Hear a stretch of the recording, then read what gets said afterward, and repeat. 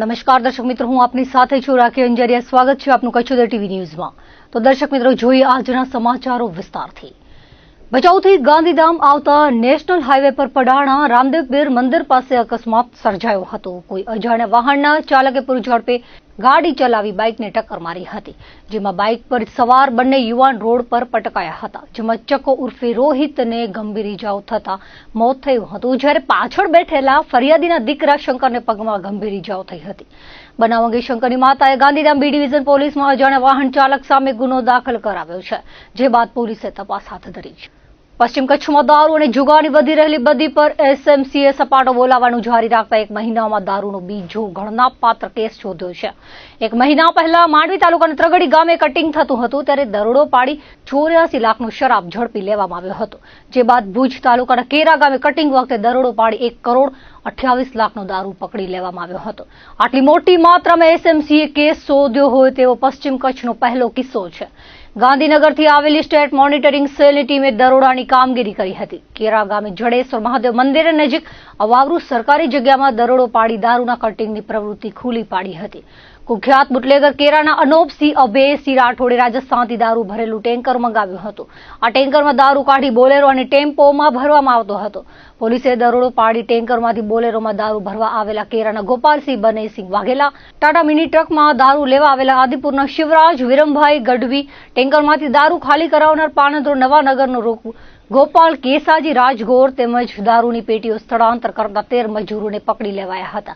મજૂરોમાં કેરાની આશાપુરા રેસ્ટોરન્ટમાં કામ કરતા શૈલેષ રામનારાયણ શર્મા, તાપસ પવિતુસ દાસ, પુષ્પલાલ પ્રેમ શર્મા, કિશનપાલ સુશંતાપાલ, મનકિંગ ઓડન, સેંગજીમ સ્પિલકન, બીકી હારીજન રાજુ, સુનિલ સંગમા ઓગાંગ મારાક, એનિયંગ સંગમા પીસ મારાક, વલ્કન સંગમા પીસોન મારાક, રફલ સંગમા પીરીગોમ મારાક અને અંકિત અરવિંદ નાઈનો સમાવેશ થાય છે. સાથે દારૂ મંગાવનાર અનોપસિંહ હાજર મળ્યો ન હતો. એસએમસીએ ઝડપાયેલા 16 ઉપરાંત બુટલેગરમાં રાજસ્થાની દારૂ ભરેલ ટેન્કર મોકલનાર, લાવનાર તેમજ 3 વાહનોના માલિકો સામે માનકુવા પોલીસમાં પ્રોહિબિશનનો ગુનો દાખલ કરાવ્યો છે. એસએમસીની ટીમે દારૂની કુલ 19,548 બોટલ કબજે કરી હતી. આ સાથે 42 લાખના 3 વાહનો અને 5 મોબાઈલ મળી કુલ 1 કરોડ 70 લાખનો મુદ્દામાલ કબજે કરવામાં આવ્યો હતો. એસએમસીના પીએસઆઈ એસઆર શર્માની આગેવાનીમાં દરોડો પાડવામાં આવ્યો હતો.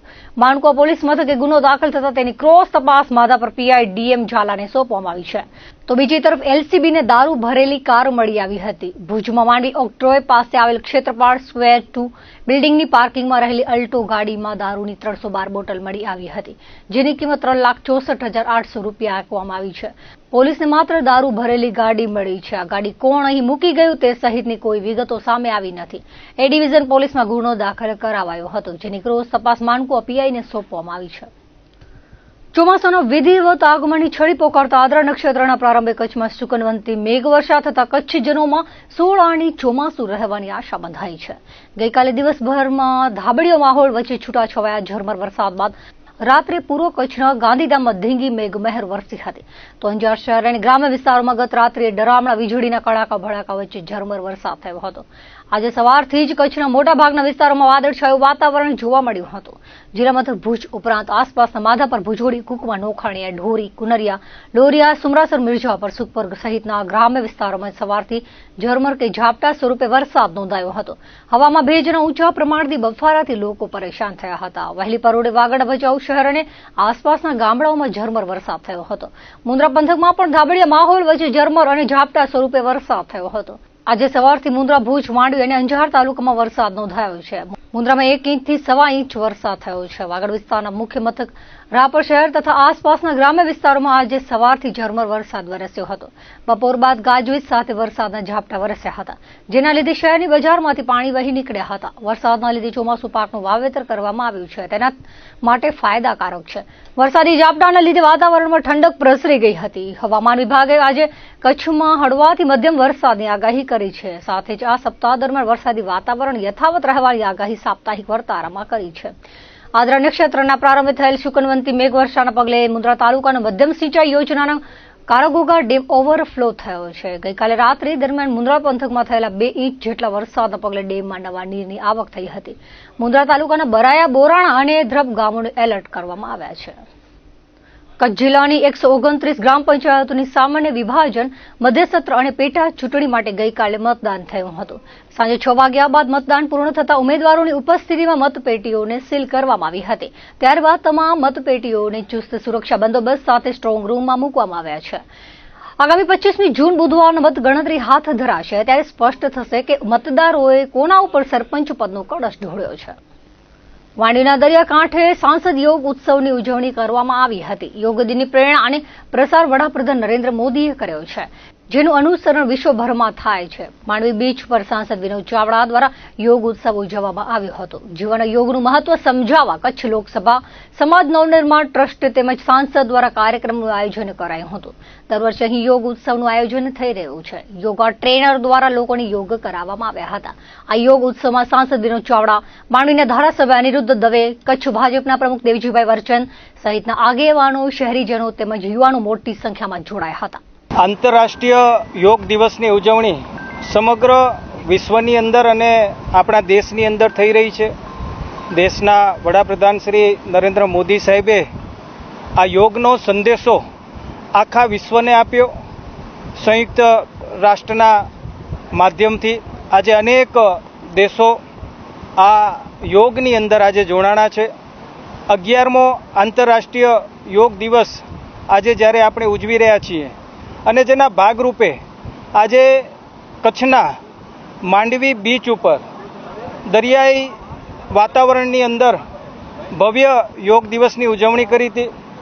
સાંસદ યોગ દિવસ તરીકે 2500થી વધારે લોકો અને વિદ્યાર્થીઓ સૌ લોકો જોડાઈ કરીને આ બીચ ઉપર આજે યોગ દિવસની ઉજવણી કરી છે. દેશના યશસ્વી વડાપ્રધાન શ્રી નરેન્દ્ર મોદી સાહેબ જનપ્રતિનિધિઓને આ પ્રકારના કાર્યો માટે પ્રેરણા આપતા હોય અને હંમેશા માંડવી બીચને યાદ કરતા હોય. હમણાં પણ જ્યારે કચ્છની અંદર આવ્યા હતા ત્યારે માંડવી બીચની પ્રશંસા કરી હતી અને માંડવી બીચ ઉપર અલગ અલગ પ્રકારના ચાહે સ્પોર્ટ્સના કાર્યક્રમ હોય, પતંગ ઉત્સવ હોય, યોગ ઉત્સવ હોય, સ્પોર્ટ્સના વિવિધ પ્રકારના કાર્યક્રમો બીચ ઉપર થાય, જે પ્રેરણા આપણને આપી હતી અને જેના ભાગરૂપે આજે માંડવી બીચ ઉપર પણ યોગ દિવસની ઉજવણી અમે સૌએ સાથે મળીને કરી છે. વિનોદભાઈ, ખાસ કરીને 13 વર્ષ બાદ કાર્નિવલનું આયોજન થઈ રહ્યું છે, એ સમગ્ર શું છે? આપણે સૌ જાણીએ છીએ કે આપણા દેશના વડાપ્રધાન શ્રી નરેન્દ્ર મોદી સાહેબ આપણા રાજ્યના મુખ્યમંત્રી હતા અને ત્યારે એમણે આ કાર્નિવલની પરંપરાની શરૂઆત કરી હતી. 2005થી કરીને 2013 સુધી કચ્છ કાર્નિવલ ભુજની અંદર યોજાતો હતો, હમીસરના કાંઠે. અને જે પ્રકારે ઓપરેશન સિંદૂર પછી કચ્છની ધરતી ઉપર આવ્યા અને એમણે અષાઢી બીજ કચ્છી નવા વર્ષની સૌને શુભકામના પાઠવી અને ત્યારે મને વિચાર આવ્યો કે અષાઢી બીજ કચ્છી નવા વર્ષે આપણે જે કચ્છનો કાર્નિવલ જે થતો હતો અને ઘણા સમયથી બંધ પડ્યો હતો એને પુનઃ એકવાર એને જીવંત કરીને એને કાર્યરત કરવો જોઈએ. અને જેના ભાગરૂપે અમે નક્કી કર્યું કે મોદી સાહેબે અષાઢી બીજ નિમિત્તે કચ્છીઓને જ્યારે શુભકામના પાઠવી છે એ જ દિવસે આપણે કચ્છ કાર્નિવલ એટલે કે સાંસદ કચ્છ કાર્નિવલ તરીકે એની ઉજવણી કરશું. અને 64થી વધારે ટેબલો આવ્યા છે, અલગ અલગ કૃતિઓ આવી છે અને ભવ્ય તો ભવ્ય સાંસદ કચ્છ કાર્નિવલ આગામી સમયની અંદર આપણે યોજશું. ભારતીય જનતા પાર્ટીના દરેક કાર્યકર્તા માટે સ્વર્ગસ્થ શ્યામા પ્રસાદ મુખર્જીનું જીવન પ્રેરણાના સ્ત્રોત સમાન છે. જનસંઘના સ્થાપક એવા શ્યામા પ્રસાદ મુખર્જીની પુણ્યતિથિ ભાજપ દ્વારા સમગ્ર દેશમાં બલિદાન દિવસ તરીકે ઉજવવામાં આવે છે. તેઓ પ્રદેશ ભાજપ મહામંત્રી અને કચ્છના સાંસદ વિનોદ ચાવડાએ ભાજપના કાર્યકર્તાઓને સ્વર્ગસ્થ મુખર્જીના જીવનમાંથી પ્રેરણા લેવા અનુરોધ કર્યો હતો. જિલ્લા ભાજપના પ્રમુખ દેવજીભાઈ વરચંદે ભાવાંજલિ અર્પણ કરતા જણાવ્યું હતું કે મુખર્જીએ દેશની અખંડિતતા માટે બલિદાન આપ્યું હતું. ભારતમાં કાશ્મીરને જ્યારે વિશેષ અધિકાર અપાયો હતો ત્યારે તેમણે એક દેશ ઓર દો વિધાન નહીં ચલેગાનું સૂત્ર આપ્યું હતું. આજના દિવસે રહસ્યમય સંજોગોમાં તેમનું નિધન થયું હતું. ત્યારથી ભાજપ દ્વારા તેને બલિદાન દિવસ તરીકે ઉજવવામાં આવે છે. સ્વર્ગસ્થ મુખર્જીની પુણ્યતિથિ નિમિત્તે ભાજપ યુવા મોરચા દ્વારા બ્લડ ડોનેશન કેમ્પનું આયોજન કરાયું હતું. આ વેળાએ પાર્ટીના હોદ્દેદારો, કાર્યકરો મોટી સંખ્યામાં હાજર રહ્યા હતા. આજરોજ અમારા સૌના પ્રેરણા સ્ત્રોત જનસંઘના સ્થાપક શ્યામા પ્રસાદ મુખર્જીની આજે પુણ્યતિથિ છે. હું એમને કોટી કોટી વંદન કરું છું, નમન કરું છું.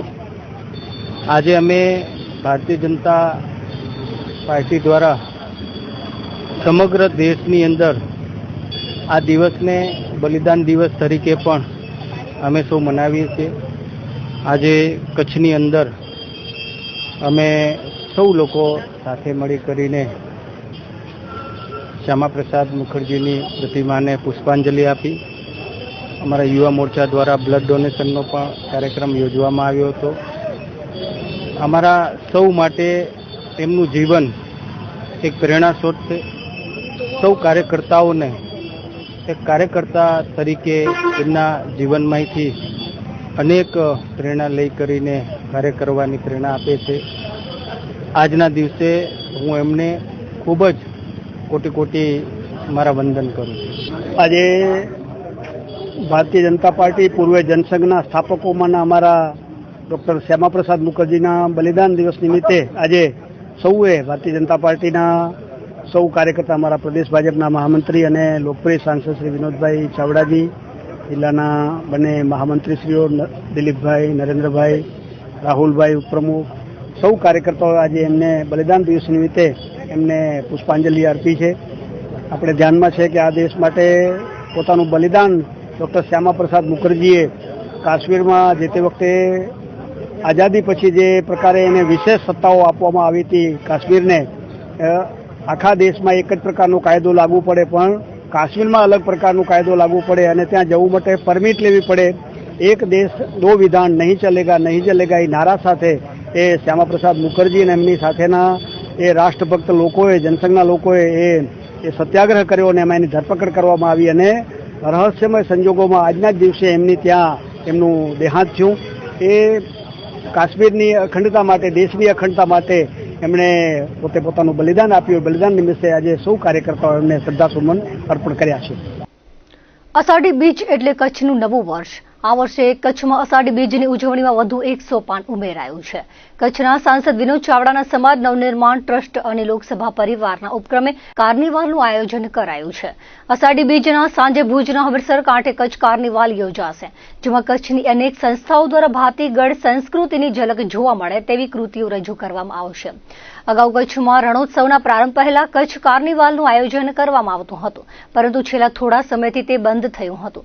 તાજેતરમાં કચ્છની મુલાકાતે આવેલા વડાપ્રધાન નરેન્દ્ર મોદીએ કચ્છવાસીઓને ફરી કાર્નિવાલનું આયોજન કરવા અનુરોધ કર્યો હતો, જેને ઝીલી લઈ કચ્છના સાંસદે ભુજમાં કચ્છ કાર્નિવાલનું આયોજન કર્યું છે. 27મી જૂનના ભુજના હમીરસર કિનારે કચ્છિયતના રંગો જોવા મળશે. આયોજન અંગે સાંસદ વિનોદ ચાવડાએ વિસ્તૃત વિગતો આપી હતી. સૌને મારા નમસ્કાર. આગામી 27મી તારીખે અષાઢી બીજ છે. અષાઢી બીજ એટલે કચ્છી નવું વર્ષ. કચ્છી નવા વર્ષની સૌને મારી હૃદયપૂર્વકની શુભકામના, શુભેચ્છા પાઠવું છું. કચ્છી નવા વરેજી, કચ્છી બા ભેણે કે જજી જજી ખુશી વધાઈ હોય. આપણે સૌ જાણીએ છીએ આગામી અષાઢી બીજ નિમિત્તે, કચ્છી નવા વર્ષ નિમિત્તે સાંસદ કચ્છ કાર્નિવલનું આયોજન કરવામાં આવી રહ્યું છે. 27મી તારીખે ભુજ મધ્યે હમીરસરના કાંઠે 5 વાગે કાર્નિવલનું ભવ્ય જ્યારે આયોજન થઈ રહ્યું છે, ત્યારે હું સૌ કચ્છી ભાઈઓ બહેનોને, સૌ લોકોને હું આગ્રહ કરું છું, નિમંત્રણ પાઠવું છું, આમંત્રણ પાઠવું છું. આવો આપણે સૌ સાથે મળી કરીને અષાઢી બીજ નિમિત્તે, કચ્છી નવા વર્ષ નિમિત્તે કાર્નિવલના માધ્યમથી આપણે સૌ જોડાઈએ અને કચ્છી નવા વર્ષની સૌ ઉજવણી કરીએ એવી આપ સૌ પાસે હું અપીલ કરું છું અને આપ સૌને હું મારું નિમંત્રણ પાઠવું છું.